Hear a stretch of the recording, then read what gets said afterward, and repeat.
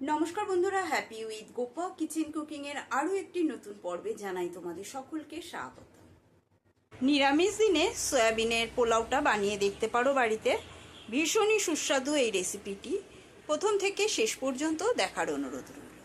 হাঁড়ির মধ্যে গরম মশলা, গোটা গরম মশলা আর তেজপাতা দিয়ে বাসমতি চাল, কিছুক্ষণ আধ ঘন্টা বাসমতি চালটা ভিজিয়ে রেখেছিলাম, সেই চালটা দিয়ে এবারে একটু ভাত বানিয়ে নেব। এখানে একটা বাটির মধ্যে কিছুটা গরম জল বসিয়েছি। গরম জলের মধ্যে দিয়ে দিলাম লবণ। এই লবণ জলের মধ্যে দিয়ে দিচ্ছি সয়াবিনটাও সেদ্ধ করে নেব। ভাতটা হাফ সেদ্ধ হয়ে গেছে। এবারে মশলা বানিয়ে নেওয়ার পালা। তার জন্য নিয়েছি আমি 5টা কাঁচা লঙ্কা, ঝালটা সবসময় নিজেদের পরিমাণ বুঝে ব্যবহার করবে। আর নিয়ে নিয়েছি আদার টুকরো। আদা আর কাঁচা লঙ্কা পেস্ট করে নেব। এখানে নিয়ে নিয়েছি 1 বাটি দুধ। এই দুধের মধ্যে দিয়ে দেবো আমি ফুড কালার, একদম সামান্য, বেশি দিলে আবার তেতো হয়ে যাবে।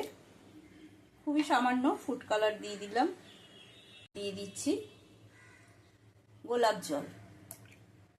গোলাপ জল আর ফুড কালার আর দুধ ভালো করে মিশিয়ে রেখে দেবো। বসিয়েছি কড়াইয়ের মধ্যে দিয়ে 4 চামচ সাদা তেল গরমে। সাদা তেলটা ভালো করে গরম হয়ে গেলে এর মধ্যে দিয়ে দিচ্ছি আমন্ড, কিশমিশ আর কাজু বাদাম। হালকা করে ভেজে নিলাম, এবার তুলে নেব। এই তেলের মধ্যে দিয়ে দিচ্ছি সামান্য ঘি।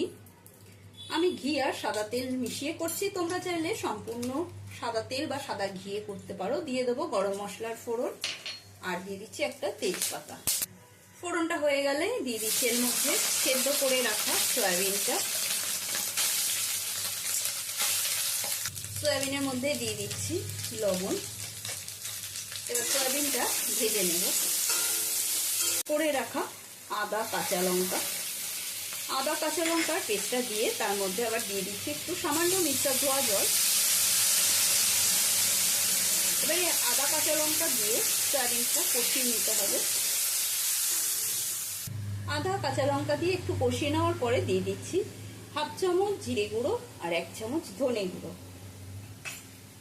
আমি কিন্তু এর মধ্যে কোনো হলুদের ব্যবহার করছি না, তোমরা চাইলে হলুদের ব্যবহার করতে পারো। সমস্ত মশলা দিয়ে ভালো করে মশলাটা কষিয়ে নেব সয়াবিনের সাথে।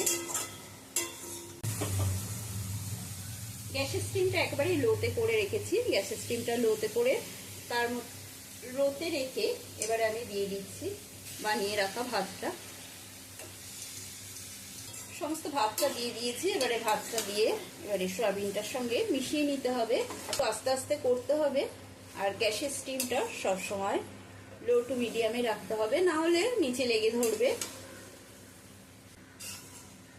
এই কড়াইটাতে নাড়তে ভীষণই অসুবিধা হচ্ছে, ওপর নিচ করতে পারছি না। এবার ওই জন্য আমি একটু বড় কড়াই নিয়ে নিলাম। বড় কড়াইটা আগে গরম করে নিই। যেহেতু একটু বড় কড়াইটা বসালাম, সেই জন্য বড় কড়াইয়ের মধ্যে সামান্য একটু ঘি দিয়ে দিলাম। একটু ঘি মাখিয়ে নিই কড়াইটাতে, কোনো রাইসটার মধ্যে ঢেলে দিই। এবারে ভালো করে নেড়ে চেড়ে নেব। একটু বড় কড়াই হলে না এইসব রান্নার সুবিধা হয়। এবারে দিয়ে দিচ্ছি চিনি। আমি এখানে বাদামি চিনি ব্যবহার করছি, তোমরা সাদা চিনি ব্যবহার করলেও সাদা চিনি ব্যবহার করতে পারো। চিনিটা দিয়ে ভালো করে মিশিয়ে নেব। দিয়ে দিচ্ছি আরও কিছুটা লবণ। যেহেতু ভাত রান্না করার সময় আমি অনেকটাই লবণ দিয়েছি, সেই জন্য এখন সামান্য লবণ ব্যবহার করলাম। এবারে ওপর থেকে দিয়ে দিচ্ছি ভেজে রাখা কাজু, কিশমিশ আর আমন্ড। এটা অপশনাল, তোমাদের পছন্দ হলে দেবে, না দিলেও চলবে। আর দিয়ে দেব আরও সামান্য ঘি দিয়ে দিচ্ছি।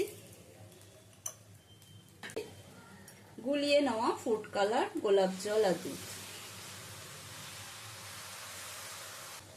এবারে ঢাকাটা বন্ধ করে দিলাম। গ্যাসের স্টিমটাও লোতে রেখেছি। কিছুক্ষণ বাদে ঢাকাটা সরিয়ে নিচ্ছি।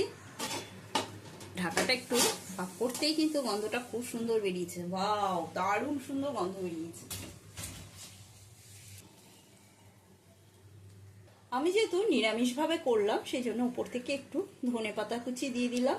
তোমরা চাইলে পেঁয়াজ দিয়েও রেসিপিটি বানিয়ে নিতে পারো, দারুণ টেস্টি হয় কিন্তু। এবার গ্যাসটা বন্ধ করে দেবো। আজকের মতো নিরামিষ সয়াবিনের পোলাও কমপ্লিট। আশা করি রেসিপিটি তোমাদের প্রত্যেকেরই ভালো লেগেছে। ভালো লাগলে প্রত্যেকবারের মতো কমেন্ট করে জানাবে, একটা লাইক দিয়ে দেবে, আর বেশি বেশি করে শেয়ার করতে ভুলো না কিন্তু বন্ধুরা। বেশি বেশি করে শেয়ার করলে আমার রান্নার উৎসাহটা আরও বেড়ে উঠবে, আর যার ফলে তোমাদের আরও নিত্য নতুন রেসিপি আমি শেয়ার করতে পারবো। চ্যানেলটি নতুন দেখলে সাবস্ক্রাইব করে নেওয়ার অনুরোধ রইল। আজকের মতন এই পর্যন্ত, আবারও নতুন কোনো রেসিপি নিয়ে হাজির হব। সকলে সুস্থ থাকবে, ভালো থাকবে, ধন্যবাদ।